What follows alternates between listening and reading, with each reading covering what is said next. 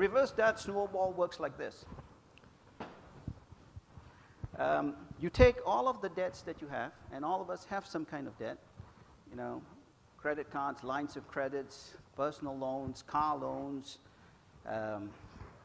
overdraft protection. Gather all of your debt instruments, okay? Get the latest statements, right? Take a felt pen, a red felt pen, and circle the interest rate. If it's not clear what the interest rate is, call them up. Okay? Sometimes some of these documents, there's so much legalese, you don't even know what the interest rate is. If it's not clear, call them up, find out, speak to someone. What am I paying? What is it costing me annually in terms of interest? And put the interest rate down, okay? That's the first thing you're going to do. Gather your instruments, latest statements, okay? First thing you do, after you've gotten all the interest rates, is you call up the institutions, okay? Every one of them. And say, look, I'm paying 19% on my Visa here, okay? I'd like you to reduce it. You know, what kind of lower rates do you have? Okay. Most, like the big financial institutions, have got at least a slew of 10 to 25 different kinds of credit cards, right? So just call them and say, look, I'm paying, and I just realized that I'm paying 19% on my credit card. I'd like you to give me one with a lower interest rate. What's the lowest you have? Okay. Now, if you've been a good customer paying your minimum payments on time and whatnot, there's no reason why they wouldn't switch you or even move it down, okay? And do it with a veiled threat that if you don't give it to me, I'm going to take my business to your competitor, that kind of thing, all right? Now, you'd be surprised that in 50% of the time, they will reduce the rate for you, okay? So here you are, been paying 19%, and suddenly they're going to reduce it to 11%, or if they have a 4.99% one, they'll say, sure, we'll switch you. We'll just change everything over, just roll everything over to that. It's silly, but that's the way it is, you know? So that's the first thing you do. And then the second thing you do is you arrange them after you've renegotiated, and you know, like it's worth a phone call because the worst that they can say is no. And if they say no, you're not worse off. You're still where you are, right? And if they say yes, you just rearrange your package there because one that was 19, you move it down. Now it's no longer 19. You follow? So it's worth the effort. So once you've done that, then what you're going to do is you're going to list all of these debts in 4 columns. Now this process is called the reverse debt snowball, and there's a reason for that. Because the way people accumulate debt is the way a snowball is built. Very little, okay? It just builds up. One, you know, you are a student at university, and they give you a credit card for $500 because you're a student and you don't have much money. And then as soon as you get a job, they increase it to $1,000. And then you take a mortgage, then you take a car, then while you're a student, you accumulate student loans. Before you know it, you have a mountain of debt, okay? So this process is where we say enough. We're going to stop it there, and we're going to reverse this. Okay? Reverse this slowly, you know, shrink it down, back to 0, okay? So what you do is you take 4 columns, and you list all of it. First one is you list the payee, and I'm just going to give you a very simple example, the interest rate, the minimum payment, and then the balance, all right? So I'm going to just use a very simple example. Let's say this person has a Visa on which they're paying 19%, 19.99%, which I think is the rate for Royal Bank right now. And let's say they have a $2,000, the minimum payment is $100, okay? And let's say they have a $2,000 balance, all right? Let's say they have a MasterCard, 18%, and the minimum payment is $100, and let's say that's also $2,000. Okay, let's say they have a car loan, 7%, and let's say the balance here is $20,000, and the minimum payment is $400, let's say, and let's say the balance here is $20,000. Okay, let me just give you an example. Now, everybody is different. So once you've called your creditors, renegotiated the thing down, you've rearranged them in descending order of interest rates, you put them down like this.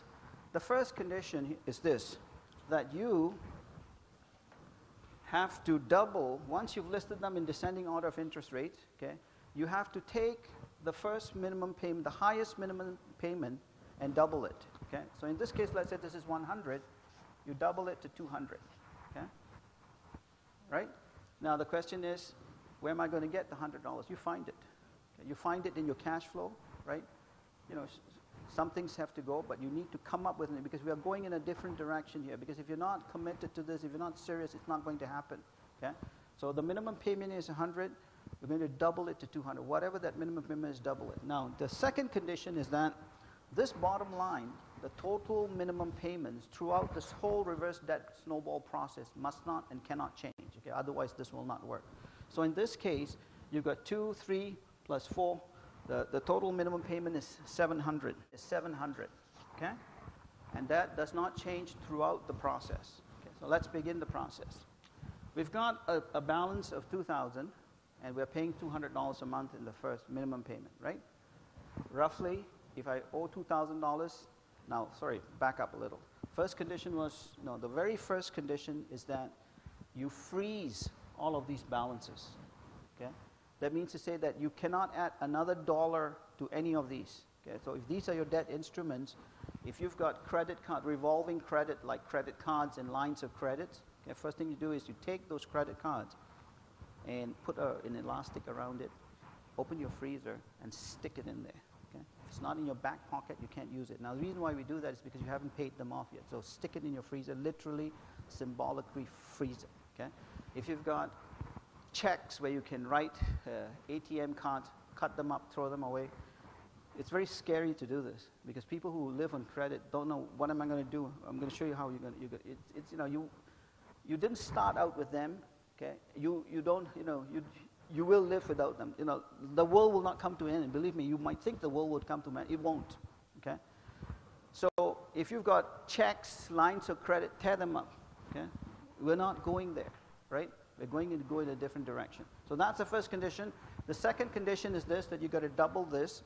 And the third condition is this minimum payment, this total minimum payment, does not change throughout the process, okay? Even as things get paid off. So in this case, this fellow has $700 that's going towards debt.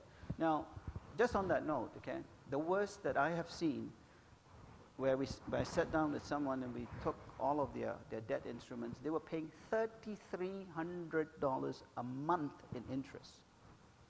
$3,300, okay? Total payments were about $6,000. Half of it was going to interest. And this person was just going about, you know, with the head in the clouds as though, you know, hey, I'm making the income, so what's the problem? You know, I'm paying it.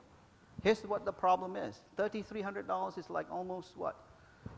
$36,000, $37,000, $38,000 a year. Can you not buy a brand new car every year for $38,000 and give away your 1-year-old used car to somebody who's needy, right? Versus giving away to these debtors. All right, $700, we begin the process. So I begin the process in the first month. I've got a balance of $2,000. I'm paying $200. Rough calculation, well, it's going to take me about 10 months, right? Rough calculation, but really not really, because I've got 20% interest to deal with. Now, if you're doing this at home, or if you're doing this, go on, just Google for amortization tables, okay, loan amortization tables, and you'll get a host of them. Find one that you're comfortable with. Just plug in your numbers, and it'll give you a spreadsheet, an amortization table, showing you what the declining balance is, okay, at every point in time. Now, what you will find there is if the interest rate is 200 and you're making a minimum payment, you're making 200, the balance is 2,000, it's not 10 months, probably 15, 16 months because of the interest factor, maybe even more. But I'm going to say 15 months, okay? I'm just going to factor the interest in simply. So instead of 10 months, let's say because of interest, this is 15 months. So in 15 months, right, this first line is gone, right? First, the visa is gone. Then what you do is that 200 that you were paying towards that visa, you add it to this one now. So this payment now becomes 300, okay, because the bottom line does not change, all right? Now, while I was paying, during those 15 months, while I was paying this, I was also paying my minimum payment on this. So I already paid $1,500 towards this $2,000 balance. So did it go down by $1,500? No, because there's 18% interest to deal with. So instead of going down by 1,500, let's factor interest in. Let's say 500 went towards interest. So this balance on its own went down to 1,000. Okay? So at the end of, in the 16th month when I begin this process, I'm starting with a balance of 1,000 and I'm paying $300. Okay? In theory, 100 divided by 1,000 divided in 3 months, this should be gone. But again, let's factor interest in.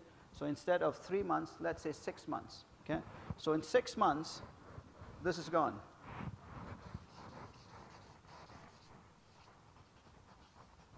So now I take the 300, add it to the 400. This payment now becomes 700. Okay?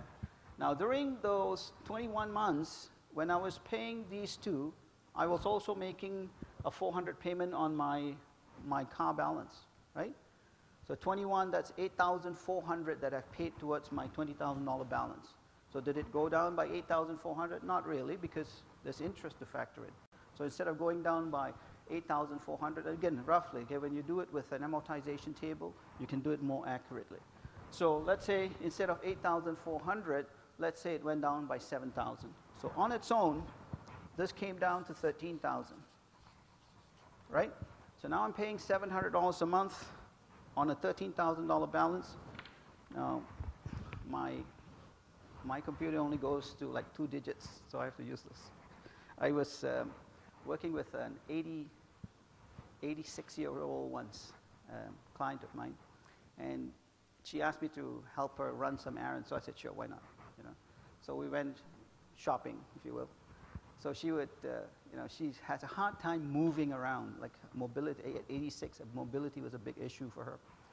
So she would, we'll stop by a shop. She'll give me $20. Okay, get me that, right? So once I ran into the shop, Planet Organic. I ran into the shop. She told me 1 or 2 things. I got her the things. So I got back in the car, and I gave her the receipt and the change. 86-year-old, right? She took the receipt, and she was mentally calculating to see if the change was correct. I looked at her and I said, people half your age would pull out a calculator for... All right, so 13,000, we're paying $700. So in approximately 18, 19 months, in theory, it should be gone. But because of interest, instead of 19 months, I'm going to say 30 months, okay? So in 30 months, this is gone. Okay?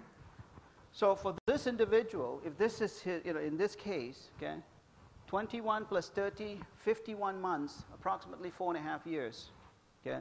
This individual, if he stays focused with a single-mindedness, right, in 4.5 years, he's going to be completely consumer debt-free. Okay? Is it going to be easy? No. Okay? Because if you're used to instant gratification by using credit, going the cash route is going to be very difficult, okay? Because now you have to say no, right? Every time, you don't have the money. If you want something, you got to save the money to get it. The trips have to wait. You have to rearrange your vacation. It's no longer, but you are purpose-driven here, okay? You want to be completely debt-free. You follow? But you'll see the light at the end of the tunnel. Now, depending on what your situation is, okay, it could take anywhere from 6 months to 10 years for you to do this. But what's the alternative?